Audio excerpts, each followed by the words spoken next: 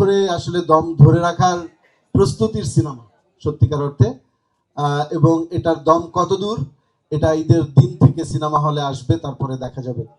আমি আসলে আমার ছোট্ট করে অনুভূতিটা বলতে চাই যে এটার ইনিশিয়েশনটা কিভাবে হলো।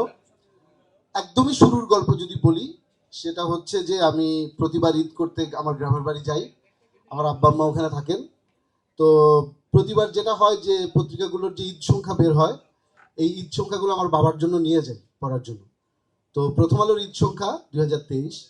তো আমি আমার বাসার রুফটপে বসে বসে এটা পড়ছিলাম, ওটা নিয়ে গেছিলাম বাবার জন্য।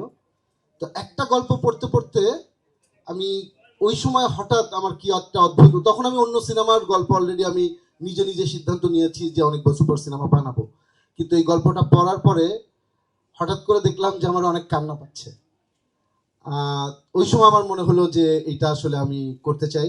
আমি প্রথম ফোনটা আমি আসলে আমার প্রিয় বন্ধু সহকর্মী জাভেদ সুলতান পিয়াসকে দিয়েছিলাম। আমি বলেছিলাম এরকম একটা গল্প, খুব ইন্সপায়ার্ড হয়েছি। দেন ঈদ সংখ্যার সম্পাদক সাজ্জাদ ভাইকে বলেছিলাম। তো এই যে একটা, আপনারা জানেন, একটা ইন্সপায়ার্ড বাই ট্রু স্টোরি, একটা চরিত্রের উপর বেস করে এই গল্পটা পাবলিশ হয়েছিল, রিয়াদ লিখেছিল। তো এই চরিত্রের সাথে যখন আমি মিশি, এবং সেটা একটা দীর্ঘদিনের জার্নি ছিল, খুবই অদ্ভুত একটা অনুভূতি।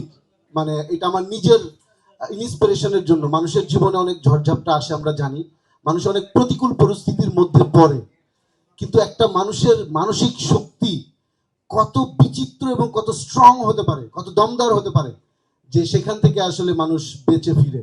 এটা আমার নিজের পার্সোনাল জার্নির সাথে খুব অ্যাটাচড হয়ে যায়, কারণ আমাদের সবার জীবনে স্ট্রাগল আছে, আমরা জানি, সেখান থেকে আমরা কিভাবে বের হয়ে আসি। তো উনার সাথে আমার বাসায় আমরা দীর্ঘদিন আলাপ করেছি। উনি যখন আমাকে সামনাসামনি গল্প বলছিলেন, তখন বারবার উনি কাঁদছিলেন এবং গল্প বলছিলেন, এবং ওই সময়টা আমার জন্য আমার বারবার মনে পড়ে। যতবার স্ক্রিপ্ট নিয়ে কাজ করেছি ততবার এটা মনে পড়ে। এরপরে সত্যিকার অর্থে খুবই অদ্ভুত বিষয়, উনি একটা ডায়েরি গিফট করেন।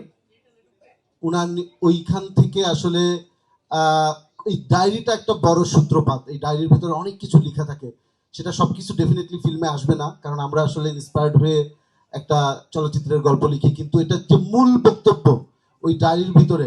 হয়তো ডায়েরি কোনোদিন পাবলিশ হবে, উনি যদি অনুমতি দেন বই আকারে পাবলিশ হবে, আপনারা দেখবেন।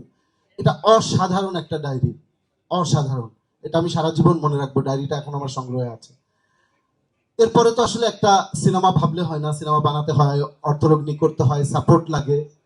তো আপনারা জানেন আলফাই, এসবিএফ এবং চরকির কোলাবোরেশন অনেক সাকসেসফুল ফিল্ম বিগত কয়েক বছরে দেখেছেন আপনারা।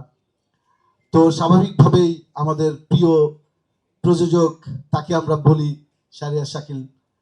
শাকিল ভাইকে বলার পরে এই গল্প উনি শুরুতেই যে একটা অসাধারণ ব্যাপার, এবং অন্য অন্য প্রডিউসারের কাছে যে যখন আমি গল্প পিচ করি, তারাও খুব মানে আমাকে ইন্সপায়ার করে যে এরকম গল্প তো শুনি নাই। তো এইটাই হচ্ছে যে দমের জার্নির শুরুটা, এবং সবাই আস্তে আস্তে একাত্ম হওয়া শুরু করে। এবং আপনারা জানেন যে এটা অনেক আগে, হ্যাঁ, আমরা এটাকে ঘোষণাও করি। এরপরে একটা বড় লং জার্নি, স্ক্রিপ্ট রাইটিং এ অনেক সময় যায়, কারণ এটা আমরা 5th ড্রাফটে শুটিং করেছি। এটার সাথে অনেক বাংলাদেশের অনেক ভালো ভালো মেধাবী নির্মাতা এবং রাইটার যুক্ত হয়েছে অ্যাজ রাইটার হিসেবে, এবং আমরা বারবার বসেছি, ঝগড়া করেছি, নিজেদের মধ্যে চিৎকার চেঁচামেচি করেছি, এবং শেষ পর্যন্ত হয়তো একটা ড্রাফটে এসে পৌঁছাতে পেরেছি। পরবর্তীতে আসলে এই সিনেমাতে আমি নিজে তো অভিনয় করে আসলে বুঝাতে পারবো না যে কেমন দম। স্বাভাবিকভাবে আমাদের আসলে অ্যাক্টর অ্যাক্ট্রেস লাগবে, এবং সেটাই সবচেয়ে বড় চ্যালেঞ্জিং জায়গা ছিল সত্যিকার অর্থে, যে এরকম একটা জার্নি কারা কারা আসলে এই জার্নির মধ্যে এই দমটা ধরে রাখতে পারবে। আমি শুরু থেকে একটা কথা বলছিলাম যে এই সিনেমাটা না, মানে অনেক চেষ্টা করে বানানো যাবে না, অনেক টাকা থাকলেও এই সিনেমা বানানো যাবে না, অনেক মানুষ যুক্ত হলেও এই সিনেমা বানানো যাবে না। এই সিনেমাটা না হয়ে উঠতে হবে, মানে খুবই ন্যাচারালি এটা গ্রো করতে হবে। একটা জিনিস প্রকৃতিগতভাবে কিভাবে হয়ে ওঠে, হয়ে ওঠে সবার ভালোবাসায়। তো এই সিনেমায় যারা পাত্রপাত্রী, যারা টেকনিশিয়ান, প্রত্যেকটা মানুষ যদি পরিপূর্ণ ভালোবাসা না দেয় এই সিনেমা হবে না। এই বিশ্বাসটা আমার সবসময় ছিল, এবং এটা এক ধরনের ভয়ও। এবং পরবর্তীতে আপনারা জানেন যে অভিনেতা অভিনেত্রী এটার মধ্যে যুক্ত হয়েছেন, এখানে আছেন।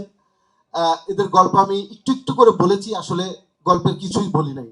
সিনেমাটা রিলিজ হলে গল্প বলা শুরু করব আমি একটা একটা করে, এবং সেই গল্পগুলো অসাধারণ গল্প, এবং এই প্রত্যেকটা গল্প আমার নিজের জন্য অনেক ইন্সপিরেশনের। যে নিশো কিভাবে কি প্রতিকূল অবস্থায় শুটিং করেছে, পূজা ব্রিদিং মানে প্রবলেম থাকা অবস্থায় কত বড় হাইটে যে নিজের জীবনের রিস্ক নিয়ে কাজ করেছে। নিশো অসুস্থ হয়েছে দুর্গম লোকেশনে, মেডিকেল সাপোর্ট নাই, তারপরেও কিভাবে কাজ করেছে। চঞ্চল ভাই এই শীতের মধ্যে কিভাবে কাজ করেছে, এবং বাংলাদেশে যে টিমটা এসে কাজ করে সেটাও কত চ্যালেঞ্জিং জার্নি ছিল প্রত্যেকটা মানুষ।